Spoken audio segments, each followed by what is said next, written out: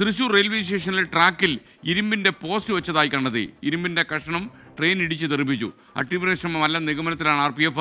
സൂര്യ സജി തൃശ്ശൂരിൽ നിന്ന് വിവരങ്ങൾ നൽകും. ഗുഡ് മോർണിംഗ് സൂര്യ സജി. ഇത് ചെറിയ പീസായിരുന്നു, അല്ലെങ്കിൽ ട്രെയിൻ ഇടിച്ച് തെറിപ്പിക്കാൻ പറ്റില്ലല്ലോ.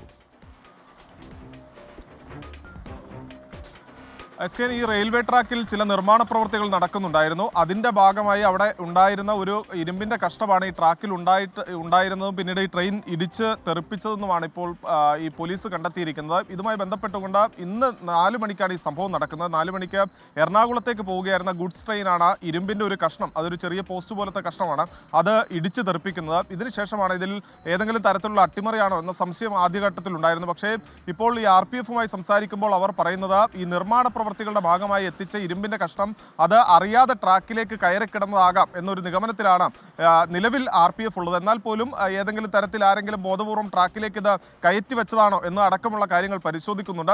എറണാകുളം ഭാഗത്തേക്ക് പോവുകയായിരുന്ന ഗുഡ്സ് ട്രെയിനാണ് ഈ ഇരുമ്പ് കഷ്ണം ഇടിച്ചു തെറിപ്പിക്കുന്നത്. വലിയ ശബ്ദം കേട്ടാണ് പിന്നീട് ഇത്തരത്തിൽ ഈ ട്രാക്കിൽ ഒരു കഷ്ണം ഉണ്ടായിരുന്നു എന്ന കാര്യമെല്ലാം മനസ്സിലാക്കുന്നത്. വലിയ ഉന്നത ഉദ്യോഗസ്ഥരടക്കം ഈ മേഖലയിലെത്തി ഇപ്പോൾ ഈ പരിശോധനകളെല്ലാം നടത്തുന്നുണ്ട്. ആരെങ്കിലും ബോധപൂർവം ഈ ഇരുമ്പിന്റെ കഷ്ണം ട്രാക്കിലേക്ക് കയറ്റി വെച്ചതാണോ എന്ന് സംബന്ധിച്ചുള്ള ഒരു അന്വേഷണമാണ് ഈ നിലവിൽ RPF അടക്കം നടത്തുന്നത്. അതിൽ റെയിൽവേ പോലീസും അന്വേഷണം നടത്തുന്നുണ്ട്. അങ്ങനെ ഏതെങ്കിലും തരത്തിലുള്ള ഒരു അട്ടിമറി ശ്രമം നടന്നിട്ടുണ്ടോ എന്ന പരിശോധനകളിലേക്ക് കടക്കുന്നു. പക്ഷേ ഇപ്പോഴും RPF വ്യക്തമാക്കുന്നത് ഇതിൽ ഒരു അട്ടിമറി ഇല്ല എന്ന നിഗമനത്തിൽ തന്നെയാണ് RPF നിൽക്കുന്നത്.